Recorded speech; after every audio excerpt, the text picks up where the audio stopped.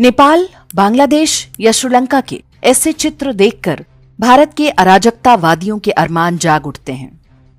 भारत ही नहीं, विश्व भर में ऐसे ढेरों तत्व हैं जो लंबे समय से भारत को ऐसी ही आग में झोंकने के प्रयास करते रहे हैं। वे कई प्रयास करके देख चुके हैं, लेकिन हर बार उन्हें विफलता हाथ लगती है। बीते लगभग 1-2 दशक में रामलीला मैदान का कथित भ्रष्टाचार विरोधी आंदोलन, नागरिकता संशोधन कानून और एनआरसी के विरोध में आंदोलन, 3 कृषि बिलों के विरोध में आंदोलन, ये वो सबसे बड़े उदाहरण हैं जब भारत में मैन्युफैक्चर्ड यानी कृत्रिम जनाक्रोश फैलाकर सरकार बदलने का प्रयास किया गया। ये सब करने वाले कौन हैं, ये अब किसी से छिपा नहीं है। कुछ पश्चिमी औपनिवेशिक शक्तियां, उनके मजहबी एजेंट और कुछ आस्तीन के सांप। ये वो सुपरहिट फॉर्मूला है जिससे किसी भी देश में जनता की चुनी सरकार को हटाकर वहां अपनी कठपुतली बिठाई जा सकती है। हर बार वे इसे क्रांति या रेवोल्यूशन का नाम देते हैं। लोगों को ये शब्द बहुत प्रिय है। जब भी क्रांति की आड़ में कुछ किया जाता है तो जनता तत्काल झांसे में आ जाती है। वर्ष 1789 में फ्रांस में किसानों, मजदूरों और व्यापारियों ने चर्च के पादरियों से परेशान होकर क्रांति की थी। यह आधुनिक विश्व की सबसे महत्वपूर्ण घटनाओं में से एक मानी जाती है। 1793 में जनता ने फ्रांस के राजा लुई 16वें को गद्दी से उतारकर फांसी पर लटका दिया। इसके बाद फ्रांस में लोकतंत्र और समानता के आधार पर शासन व्यवस्था स्थापित हुई। लेकिन फ्रांस की क्रांति के कई वर्षों तक अराजकता का बोलबाला रहा। हजारों लोगों की हत्याएं की गईं। ईसाई चर्च के कुकर्मों का परिणाम था कि फ्रांस में सेकुलर व्यवस्था लागू की गई। संविधान के माध्यम से चर्च को शासन के काम से बिल्कुल अलग कर दिया गया। लेकिन सेकुलरिज्म का नतीजा यह हुआ कि आगे चलकर फ्रांस के दरवाजे अल्जीरिया और मोरक्को जैसे देशों के मुस्लिम प्रवासियों के लिए खुल गए। आए दिन पेरिस और फ्रांस के अलग अलग शहरों में हिंसा के जो दृश्य हम देखते हैं वह फ्रांस की उसी क्रांति में बोई गई सेक्युलरिज्म नाम की विषबेल का परिणाम है। फ्रांस का चर्च आजकल भारत में हिंदुओं के धर्मांतरण और हिंदू धर्म के विरुद्ध दुष्प्रचार में व्यस्त है। इस बारे में विस्तार से जानने के लिए इंडेक्स के वीडियो का लिंक आप YouTube के डिस्क्रिप्शन में देख सकते हैं। वर्ष 1917 में रूस की प्रसिद्ध क्रांति हुई।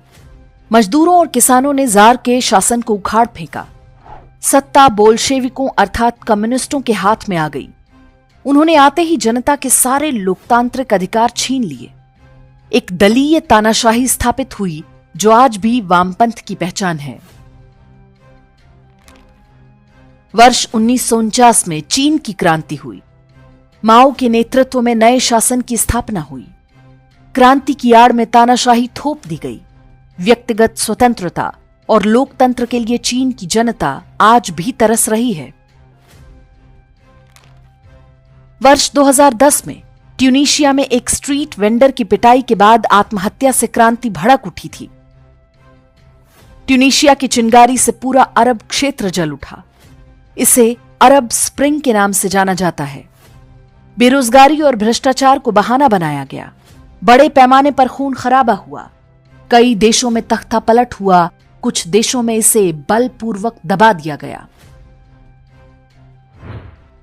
इजिप्ट, यमन, लीबिया और ट्यूनीशिया आदि जिन देशों में सत्ता परिवर्तन हुआ, वहां की जनता के हाथ भी कुछ नहीं लगा। आज पूरी दुनिया जान चुकी है कि वो सारा अमेरिका की बदनाम खुफिया एजेंसी CIA का खेल था। उन सारे देशों में आज अमेरिका द्वारा बिठाई गई कठपुतली सरकारें हैं। ये देश आज भी अराजकता और अस्थिरता की चपेट में हैं।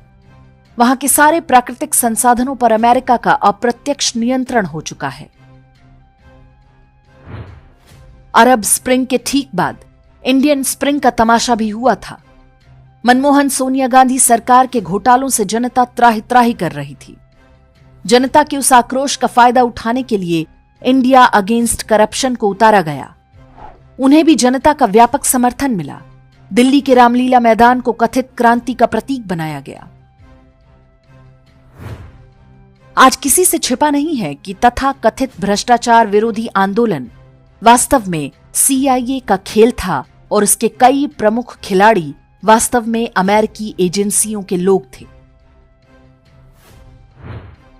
रामलीला मैदान के भ्रष्टाचार विरोधी आंदोलन से भारत में सत्ता परिवर्तन तो हुआ, लेकिन वैसा नहीं जिसकी कल्पना अमेरिकी एजेंसियों ने की थी। 2014 में लोकतांत्रिक ढंग से सत्ता बदली।